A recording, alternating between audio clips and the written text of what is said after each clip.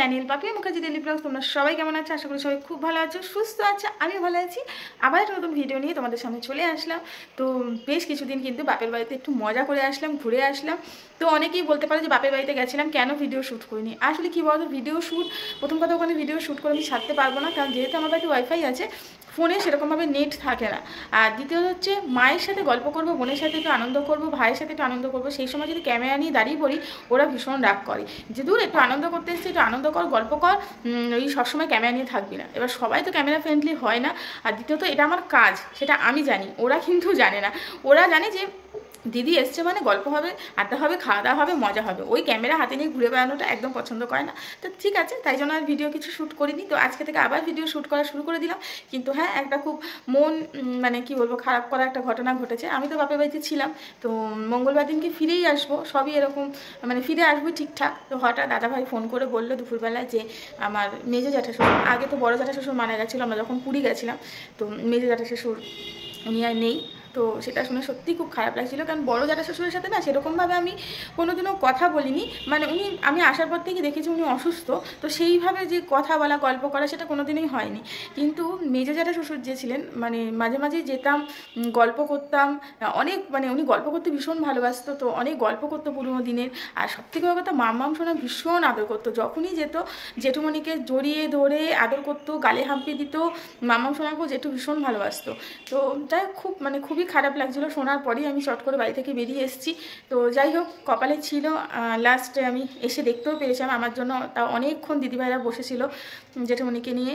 তো আসার পর আমি দেখতে পেয়েছি, এটা আমার একটা মানে সত্যি খুব ভাগ্য যে এত দূর থেকে এসে আমি দেখতে পেয়েছি। তো ঠাকুরের কাছে বলি, উনি যেখানেই থাকুক ভালো থাকুক, সুস্থ থাকুক, মানে ভালো থাকুক, সুস্থ থাকুক, যাক বলে ফেললাম, মানে ভালো থাকুক, ওনার পরের জন্ম যাতে খুব ভালো হয়।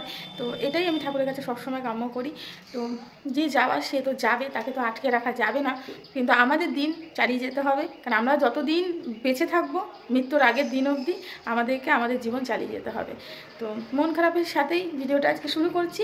তো বাপের বাড়ি থেকে এসেছি, বুঝতেই পারছো, একদম মানে ঘর দোয়ার একদম মানে জঞ্জাল বলতে পারো, জঞ্জাল অবস্থায়। দেখো দাদা ভাই সব ছড়িয়ে ছিটিয়ে রেখে দিয়েছে, গোছাতে হবে। তো জামা কাপড় কিছু ধোয়ার আছে, এখন তো কাচতে পারবো না, কিন্তু কি বলো তো, না মানে কাছাকাছি না করলে জল ধোয়া অন্তত করতেই হবে। প্রচুর জামা কাপড় রয়েছে, জল ধোয়া করে মেলে দিই, তারপর যখন ঘাট কাজ হবে তখন সব আবার না হয় সার্ফে একটু চুবিয়ে আবার শুকিয়ে নেবো। আর এই দেখো বিছানাপত্রের অবস্থা, আমি যেই অবস্থায় বিছানা রেখে গেছিলাম, গুছিয়ে রেখে গেছিলাম, দাদাভাই শুয়েছে একদিন, বা সেই অবস্থাতেই এই 3-4 দিন ধরে ছিল। বিছানা ওঠায়ও নি, গোছায়ও নি, বুঝতে পারছো তো কী অবস্থা। তো চলো কথা না বাড়িয়ে একটু চা খেয়ে নিই, চা খেয়ে লেগে পড়বো কাজে। তারপর ইচ্ছে আছে একটু দিদিভাইদের বাড়িতে যাব, মানে জেঠিমণি মেয়ের বাড়িতে একটু যাবো দিদিভাইয়ের সাথে দেখা করতে। কালকে তো সেইভাবে কথা হয়নি। তো যাই করি, যেরকমই করি, তোমার সাথে সব শেয়ার করবো।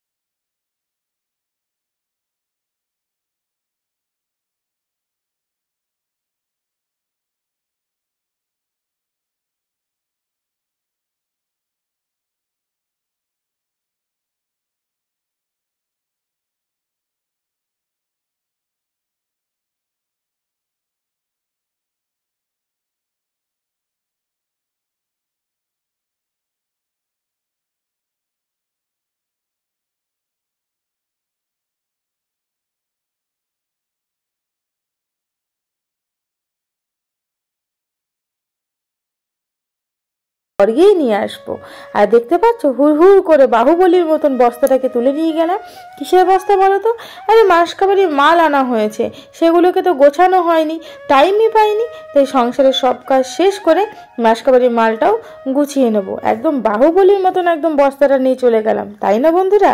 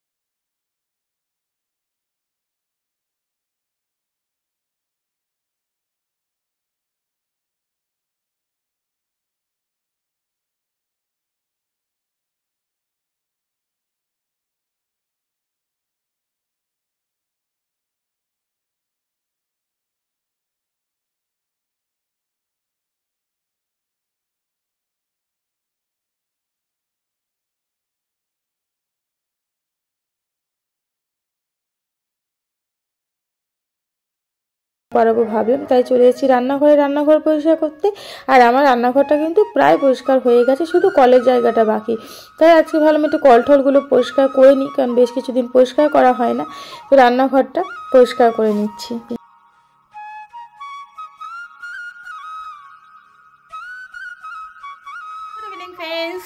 এই দেখো মামাম সোনা লিপস্টিক পরছে। তুমি কি পরছো?